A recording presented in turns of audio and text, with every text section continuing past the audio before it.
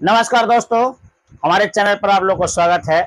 मैं आज बताने जा रहा हूँ दो रैखिक समीकरण जो आपका क्लास 10वां का मैथ है, जो आपको आज जो है पार्ट नंबर 7 जो है मैंने बताने जा रहा हूँ। इससे पहले जो है पार्ट नंबर जो है मैंने 6 तक बताया हूँ, जो आपका दो रैखिक समीकरण को 5 विधि से बनाई जाती है। पांचों विधि जो मैंने बताया हूँ आप लोग जाकर देख सकते हैं, पीछे वाला वीडियो जाकर आप देखिए, है नहीं। तो उसमें जो है आपका जो है पांचों विधि से मैंने बताया हूँ, जिसमें पहला है लुप्तीकरण विधि, जिसको हम बोलते हैं विलोपन विधि।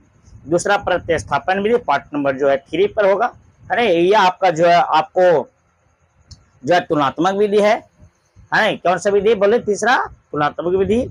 चौथा जो है मैंने आपको बोलो हूँ, जिसको हम लोग बोलते हैं ब्रज गुणन विधि। पांचवा आपका जो होती है अनुपात निर्णय विधि। पांचों विधि से मैंने बताया, आप लोग जाकर देख सकते हैं, समझ सकते हैं। पूरा वीडियो जो मैंने बताया आप लोग जाकर देख सकते हैं, समझ सकते हैं। बहुत अच्छा तरीका से मैंने जो है समझाया हूँ, और किताब लेवल से भी हटके है, क्योंकि आपका उस लेवल से कैलकुलेशन ना करके हम अपने दूसरे रगन से जो है कैलकुलेशन किया हूं, लेकिन सब नियम आपका वही होगा। चलिए मैं आपको जो है जो चार वाला रैखिक समीकरण युग्म में वो जो है कुछ आपको शर्त बताते हैं, क्योंकि उस रगन का आपको जो एग्जाम में हमेशा क्वेश्चन आती है और हमेशा क्वेश्चन उस रगन से जो पूछ देती है। और इतना ही नहीं, आपको उस रगन का जब तक आपको सूत्र याद नहीं रहेगा, जब तक आपका जो उसमें शर्त युग्म में और हलों की संख्या नहीं रहेगा, जब तक आप उसको नहीं बता सकते हैं क्या कौन सा जो है हल होगी या कौन सा जो है विरोधी है, अविरोधी है, कौन सा क्या है, ये आप नहीं पकड़ सकते हैं। इसके लिए जो है मैंने जो है चैप्टर ना जो है आपको किताब में से ना बताकर पहले ये सब नियम मैंने बता देता हूँ, क्योंकि पहले जो भी चैप्टर मैं चालू करता हूँ उससे पहले जो है मैंने आपको जो भी नियम है या उसको एंगल से जो भी आपका मैथ है उस रगन का बनाने के लिए मैंने उस रगन से जो है मैंने बताने के लिए कोशिश करता हूँ और मैं बताता हूँ, आप लोग ध्यान से देखेंगे। चलिए मैं आपको जो ज्यादा ना देर करते हुए आपको मैंने जो मेन पॉइंट पर ले चलता हूँ। अगर इसके पहले जो अगर आप हमारे चैनल पर नए हैं तो मेरे चैनल को लाइक करें, सब्सक्राइब करें और शेयर जरूर करेंगे। लाइक और सब्सक्राइब जो कर दिए हैं वो जो है मेरा वीडियो जो शेयर जरूर करें। कोई भी ग्रुप है या कोई भी व्हाट्सएप ग्रुप है उनको पास शेयर जरूर करेंगे। चलेंगे मैं आपको ज्यादा न देर करते हुए आपको पहले आपको मैं बताऊंगा शर्त। कौन सा बाबू? शर्त बताएंगे। यहाँ देखेंगे आपको 3 कॉलम बनाना पड़ेगा। शर्त लिख लीजिए एक तरफ, है नहीं, और एक वो आप लिख लीजिए हलों की संख्या। कुछ बाबू? हलों की संख्या, हलों की संख्या। और एक तरफ लिखिए युग्म का नाम। कुछ बाबू? युग्म का नाम, युग्म का नाम। मैं इसलिए बता रहा हूं कि आपको इस रगन का क्वेश्चन जो आती है तो मैं उस रगन का जो अभी जो है मैंने जो है यहाँ पर लिखूंगा। अब देखिए क्या लिखूंगा क्या नहीं लिखूंगा, आप लोग ध्यान से देखेंगे। पहला पॉइंट आपको याद रखने पड़ेगा कि यदि जैसे देखिए भारतीय वन में जो है आपको ये सब जो है शर्त जो है आपका कुछ अलग अंक से दे दिया है।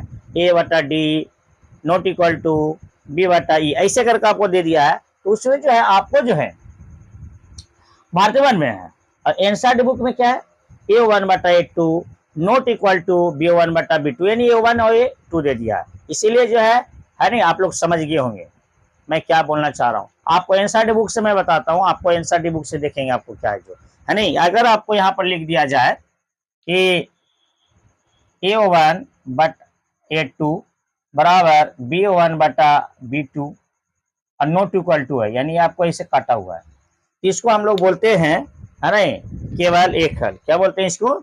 केवल एक हल होगा। क्या होगा बाबू? केवल एक हल। इसको हम लोग बोलते हैं, है ना, अविरोधी। क्या बोलते हैं इसको? अविरोधी। क्या बोलते हैं बाबू? अविरोधी, अविरोधी बोलते हैं इसको। अब आइए दूसरा पॉइंट में, आइए दूसरा पॉइंट ध्यान देंगे। दूसरा पॉइंट है a1/a2 बराबर b1/b2 बराबर c1/c2, जिसको हम लोग बोलते हैं सभी बराबर है, इसको बोलते हैं हम लोग अनगिनत हल। अनगिनत हल। कौन सा बाबू? अनगिनत हल होगा। अनगिनत हल, जिसको हम लोग देखेंगे किताब में भी आपका लिखल है अनगिनत, ना यहाँ पर लिख ले इसे अनगिनत हल, जिसको हम बोलते हैं आश्रित। क्या बोलते हैं इसको? आश्रित बोलते हैं। क्या बोलते हैं? पढ़ी आश्रित आपका है। क्या कहते हैं बाबू? आश्रित कहते हैं इसको। ठीक है। अब आइए तीसरा पॉइंट की मैं बात कर रहा हूँ। तीसरा पॉइंट आप ध्यान देंगे। तीसरा पॉइंट है जो आपका A1/A2 बराबर B1/B2 not equal to C1/C2। C1/C2 जिसका हम लोग कहते हैं कोई हल नहीं होगा, कोई हल नहीं होगा, कोई हल नहीं होगा, जिसको हम लोग कहते हैं विरोधी। क्या बोलते हैं इसको? विरोधी। अब देखिए मैं बता रहा हूँ, ध्यान देंगे, इसको क्या कहेंगे? विरोधी। यानी इस रकम का जो है थोड़ा सा याद करने पड़ेगा। अब देखिए मैं आपको जो है एक दो को जो आपको टेलर बता देता हूँ, क्योंकि अगला वीडियो जो है आप लोग देखना ना भूलिए। अगला वीडियो जो है आपको और जो है इससे जो है बढ़े रहे। जैसे अगर मान लिया जाए एक आपको समीकरण के आधार पर मैं आपको ऐसा ही समझाना चाह रहा हूँ, अगर आप समझेंगे तो आपका सही रहेगा। ये देखेंगे आपको, इसको थोड़ा सा पानी ज्यादा हो गया, थोड़ा सा समझ लीजिएगा, अच्छा रहेगा। देखो कहता है ना बाबू कि कुछ नियम होता है, रूल के अनुसार चलेंगे तो आपको अच्छा रहेगा।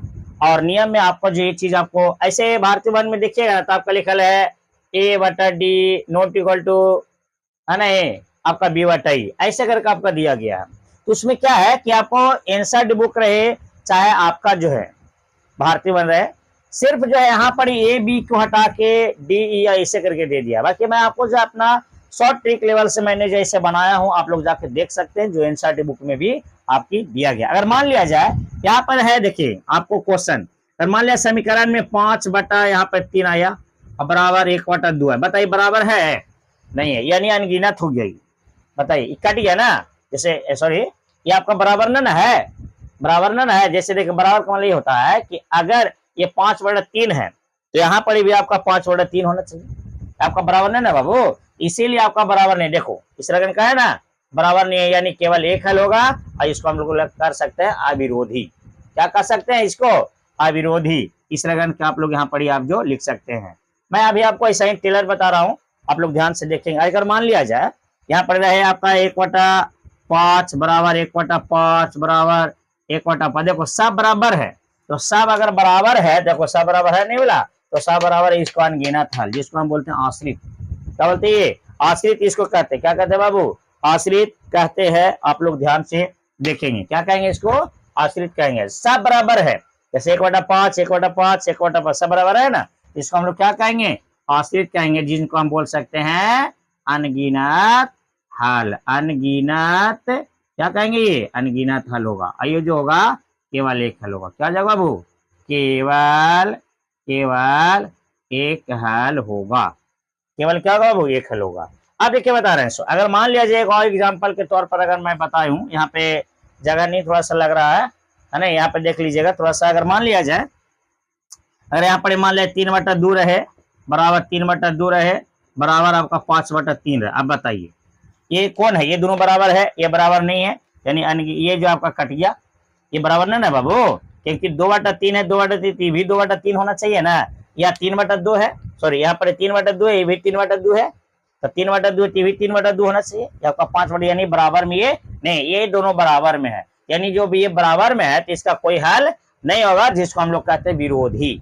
जिसको हम लोग क्या कहते हैं? विरोधी। देखेंगे ये देखिए दोनों बराबर है, ये आपका कटा हुआ है, यानी बराबर में नहीं है ना। तो इस रकम का जो आपको क्वेश्चन आएगी तो मैं आपको बताऊंगा समीकरण को बैठाकर। मैं अभी ऐसा ही मैं समझा रहा था कि अगर 5/3 है 1/2 बराबर ना है, बराबर का मतलब कि 5/3 है, तो ये भी 5/3 होना चाहिए, बराबर नहीं है, देखिए नॉट इक्वल टू है ना, इस रकम का है ना, यहाँ पर दर्शाएंगे। तो अगर नहीं समझ में आएगा तो अगला वीडियो देखिएगा, अगला वीडियो जब देख लीजिएगा तो आपको इस एंगल से मैंने आपको जो समझा दिया हूँ, आप लोग जो है देख सकते हैं, समझ सकते हैं। और अगला वीडियो जो है जरूर जो है देखना ना भूले, और इसी तरह से आगे जो मैं आपको समझाऊंगा। आई होप कि आप लोग को समझ में आ गया होगा।